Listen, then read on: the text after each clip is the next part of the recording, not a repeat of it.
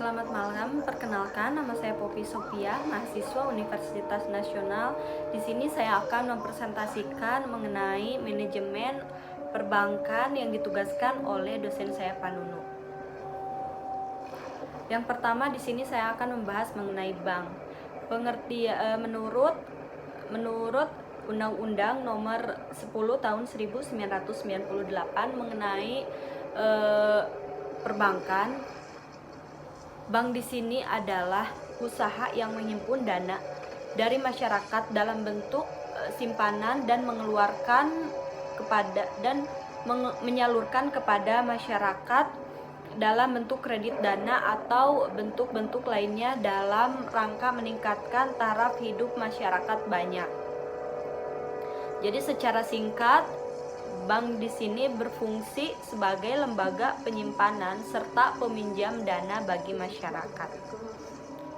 Sedangkan pengertian lembaga keuangan bank merupakan lembaga yang kegiatannya menghimpun dana langsung dari masyarakat dalam bentuk simpanan, misalnya deposito, giro, ataupun tabungan. Bagaimana sih sistem perbankan di Indonesia? Sistem perbankan di Indonesia adalah sebuah tata cara, aturan-aturan, dan pola bagaimana sebuah sektor perbankan menjalankan usahanya sesuai dengan ketentuan dan sistem yang dibuat oleh pemerintah. Sistem perbankan di Indonesia sendiri terbangun dengan konsep yang dilandaskan pada sistem perekonomian yang ada. Indonesia menetapkan sistem perekonomiannya sebagai sistem ekonomi yang demokrasi sesuai dengan landasan negara, yaitu Pancasila. Hal ini diatur dalam Undang-Undang Asas Perbankan Indonesia pada pasal 2 Undang-Undang Nomor 7 Tahun 1992 yang berbunyi, perbankan Indonesia dalam menjalankan usahanya berasaskan demokrasi ekonomi dengan prinsip kehati-hatian. Selanjutnya di sini saya akan membahas tentang struktur dan organisasi bank. Struktur dan organisasi bank adalah suatu susunan dan hubungan antara setiap bagian dan serta posisi yang ada pada suatu organisasi bank dalam menjalankan kegiatan operasionalnya untuk mencapai suatu tujuan. Struktur organisasi bank menggambarkan dengan jelas pemisahan kegiatan pekerjaan antara satu dengan yang lain dan bagaimana hubungan dan aktivitas suatu fungsi yang dibatasi. Struktur organisasi bank yang baik harus menjalankan hubungan wewenang misalkan siapa yang melapor kepada siapa. Selain daripada itu, struktur organisasi bank juga menunjukkan spesialisasi pekerjaan, saluran perintah dan laporan penyampaian. Pada struktur organisasi bank biasanya terdapat 3 tingkatan organisasi manajemen. Yang pertama top manajemen, yang kedua middle manajemen, yang ketiga lower manajemen. Manajemen dana bank adalah bagaimana memilih dan mengelola sumber dana yang tersedia. Bagi bank, pengelola sumber dana dari masyarakat luas, terutama dalam bentuk simpanan giro, tabungan, dan deposito sangatlah penting.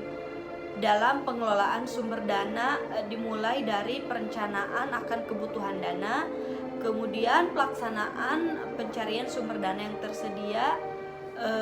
Pengelolaan sumber dana kini dikenal dengan nama manajemen dana bank. Dengan kata lain, pengertian manajemen dana bank adalah suatu kegiatan perencanaan, pelaksanaan, dan pengendalian terhadap penghimpunan dana yang ada di masyarakat. Kemudian di sini saya akan membahas tentang perbankan manajemen likuiditas. Dalam manajemen perbankan, likuiditas adalah salah satu hal yang penting dalam memelihara kepercayaan masyarakat terhadap bank tersebut. Mengapa demikian? Karena untuk itu setiap bank yang beroperasi sangat menjaga likuiditasnya agar pada posisi yang ideal.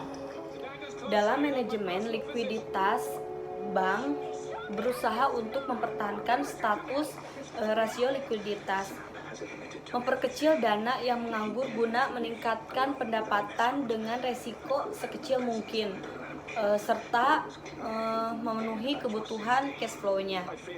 Jadi tujuan manajemen likuiditas adalah mencapai cadangan yang dibutuhkan yang telah ditetapkan oleh bank sentral, karena kalau tidak dipenuhi nanti akan kena penalti.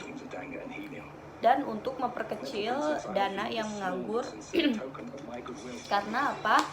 Karena akan mengurangi probabilitas bank dan mencapai likuiditas yang aman untuk menjaga proyeksi cash flow dalam kondisi yang sangat mendesak, misalnya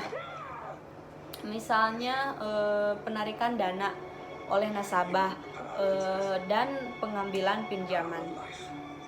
Cukup sekian presentasi saya mengenai manajemen perbankan. Semoga cukup dimengerti.